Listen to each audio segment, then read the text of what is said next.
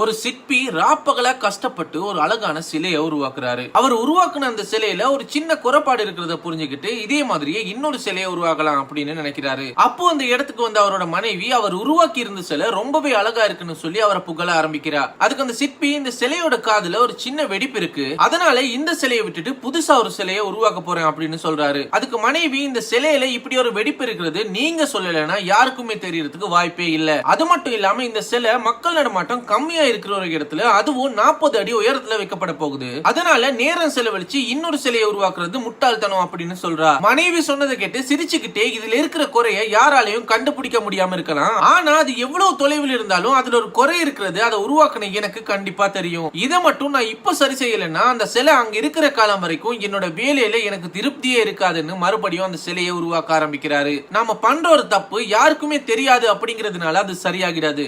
தப்பு என்னைக்குமே தப்பு தான்.